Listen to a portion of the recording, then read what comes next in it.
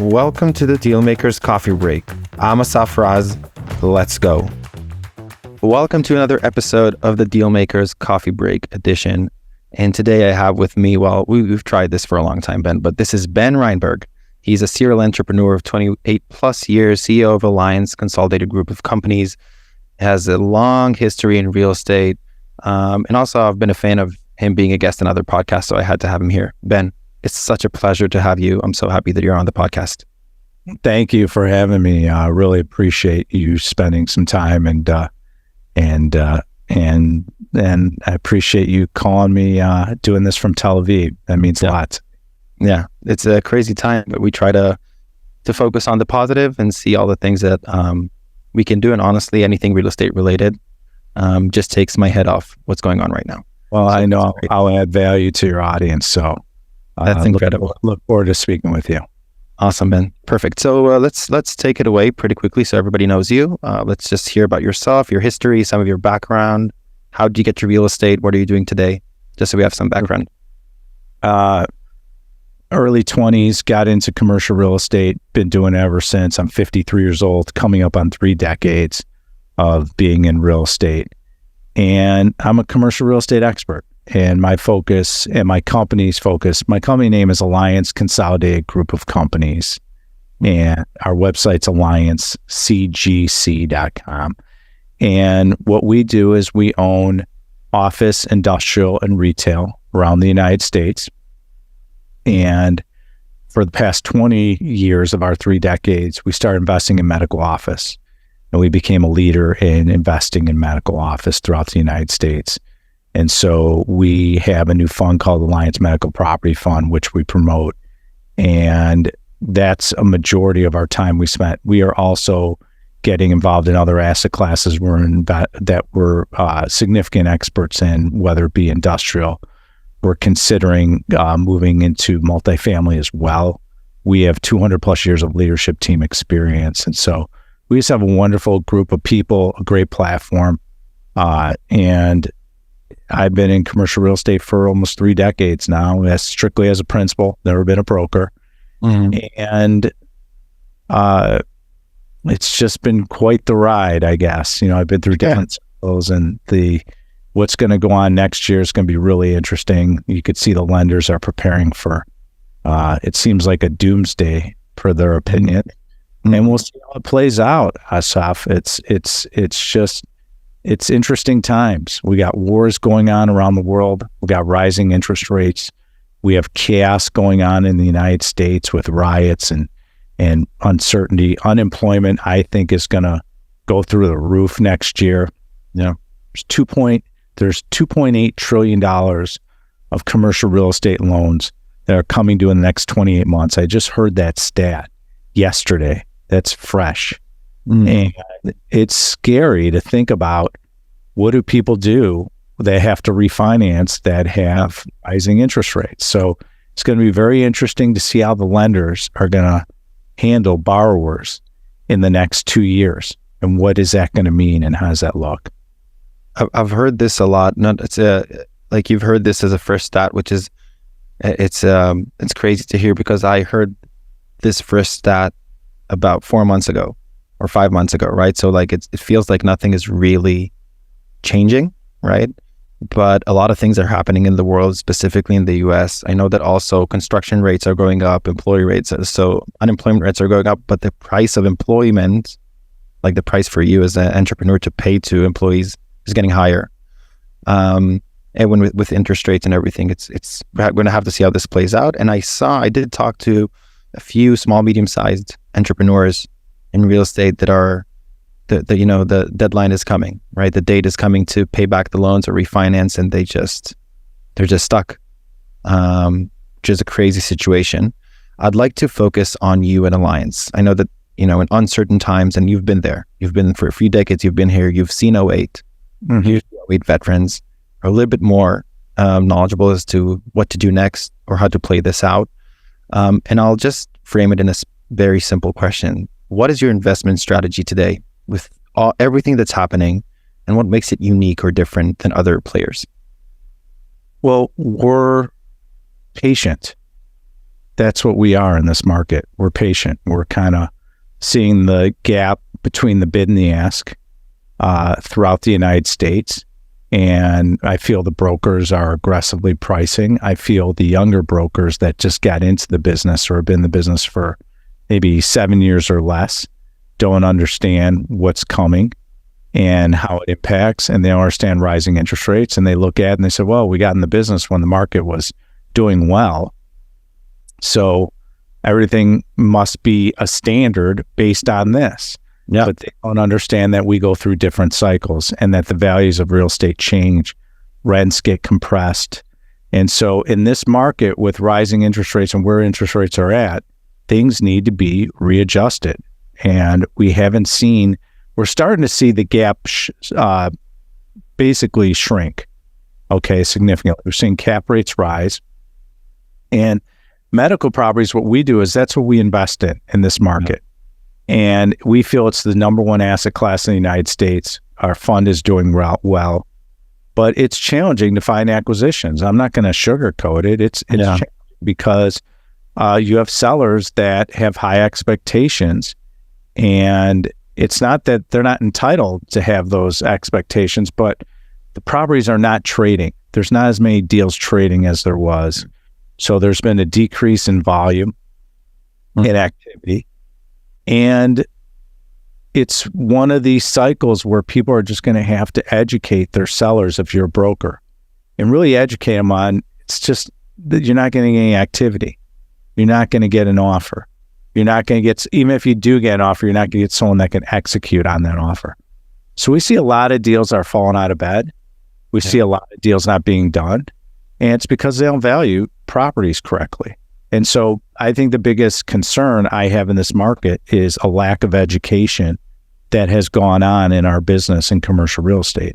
And I'm here to be one of the influences that changes that, to help people learn what values really look like, how to underwrite properly, how to make sure you protect a property. And that's why people love doing business with us, because we provide certainty. Why do we provide certainty? Because we understand the business. We have a lot of experience, and lenders and brokers want to do business with us because we provide that certainty. We put money in people's pocket, and money speaks volumes, especially in a market like this. Yeah, and I think also it's a really good opportunity here to maybe give you like a spot on our blog and on our materials to talk about the specific topic of educating the market. I always say this in a simple term so everybody understands. I always feel like there's a specifically in this time, it feels like a tug of war between sellers and buyers, right? So people are you're pulling one way, they're pulling the other way, and the broker is kind of in the middle trying to make it happen. I think an educational piece of how brokers and sellers should act at this time of the market could be amazing. And what we can do like something more broad, but right now, what are the things that you think like the top three let's say titles that you want to educate sellers and brokers with right now to connect to the state of the market and understand how everything is going to kind of go down in the next few months? I would say some of the top three is put more equity in deals. Look for lower leverage in this marketplace. I would say be conservative in your underwriting and go with your intuition, what you think. And if you have vacant properties, if you're a landlord, try to fill them up. Fill them up, ride the wave, get cash flow. If you have investors, let your investors know, educate them what's going on. If you have to suspend distributions, you do it to build up reserves at a property. These are the times where you tighten your belt and you be conservative and you conserve cash. And that will carry you through a down market. That's a straight from an 08 learning.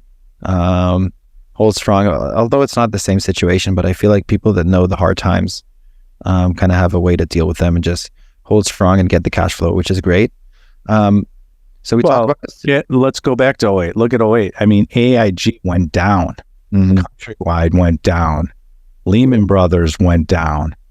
And so you see all these large conglomerates taking a nosedive in 08 and 09. I mean, it was scary. It's a scary thing to see banks that were failing. Yeah.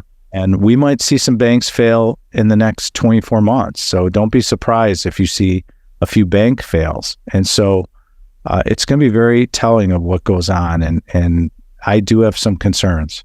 What are let's say the main concerns here, and how similar do you think this could get to what we saw in 08, 09? Well, I think we've learned from our mistakes. I think the lenders are preparing by moving off loans. They're trying to sell commercial real estate. Some banks don't even want to lend on commercial real estate or any type of real estate. Mm-hmm.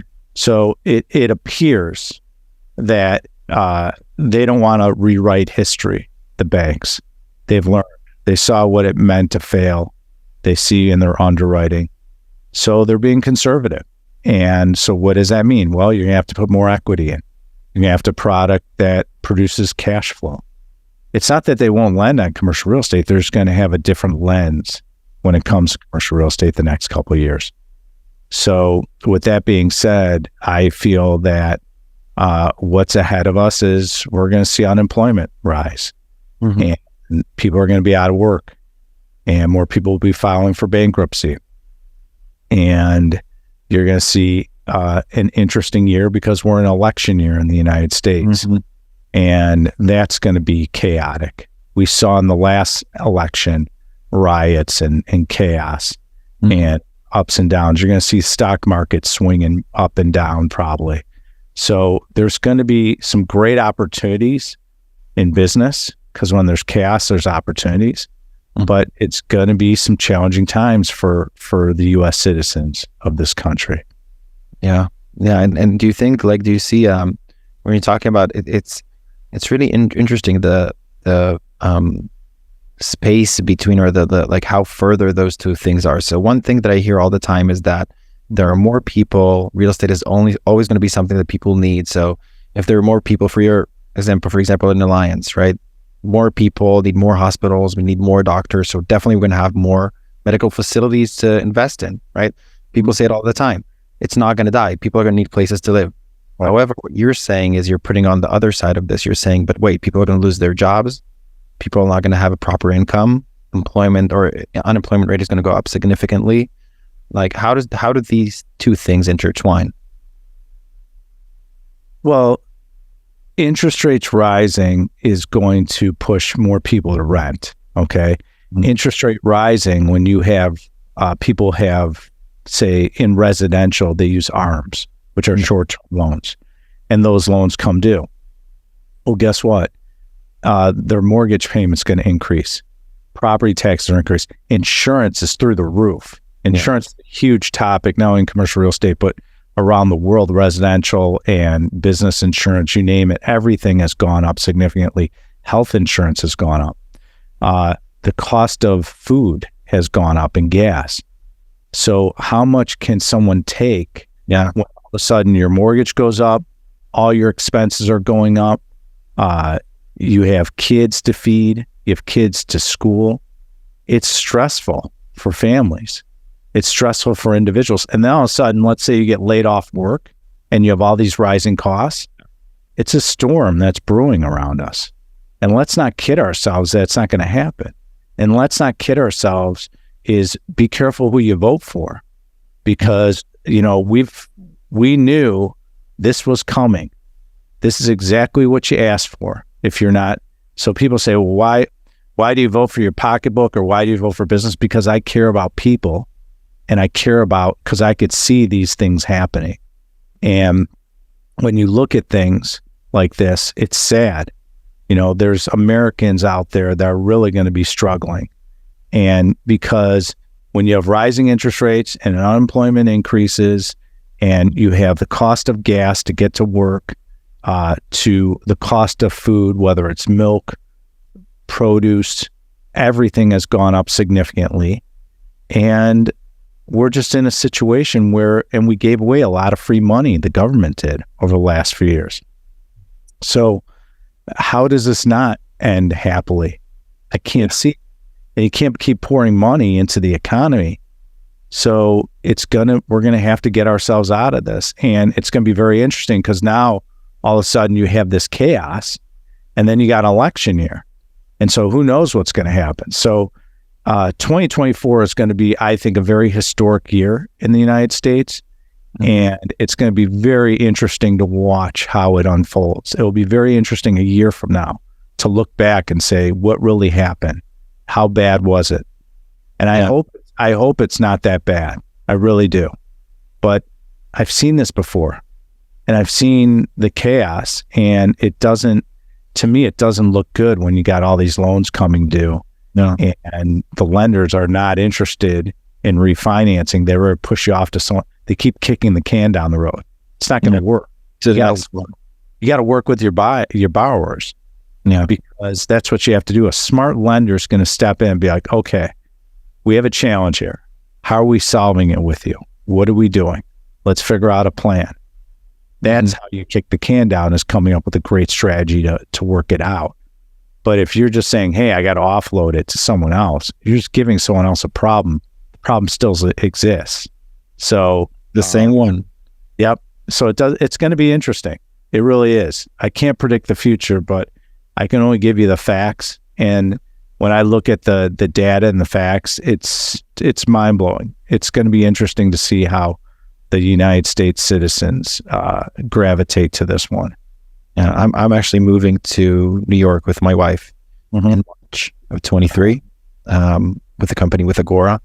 And one of the things that we're talking about is the opportunity in the United States, right? So I think that coming in into 2024, like you said, the most interesting years could be a lot of opportunities, but it could also be a complication. And I have to admit, personally, I ask myself every day, is this the right time? And I always give myself the same answer. Like, when there's chaos and a mess, that's the right time to do something. So I'll probably, anyway. There's never going to be a great time. In any decision you make, it's never the perfect time. It's never the perfect decision. You just got to pull the trigger and go forward with it. You got to make the best out of it and keep pushing forward. It's like business. It's the same thing. There's no difference. So my suggestion is, if something you want to do it. Go for it, because you only live once. Yeah. Regret. So if that's what your intuition and what's in your heart, then you do it. I love it. That's a great way to end at least the this part of the podcast. What we have is the final question, because I have to stand within the 15 to 20 minute timelines. Sure. And this is what we call the shameless plug. And the shameless plug is where you get the opportunity to talk about your current investment opportunities, share what you're working on today, what are you looking for, and then people could reach out to you. We'll have your information, email, everything on the bio, whatever you need, so people can reach out. So go ahead, the floor is yours. Well, since it's shameless, I'm going to plug my company. If you go to alliancecgc.com, that's alliancecgc.com. Click on Invest with us and fill out the form. Love to have an investor. We look for accredited investors around the world can invest with us. We have a brand new fund, the Alliance Medical Property Fund. It's a wonderful investment vehicle. I have a bunch of medical properties. You could diversify your capital and get tax benefits as well. So we have high demand and limited supply. So if you're interested, don't wait. Go to our website and click Invest with us.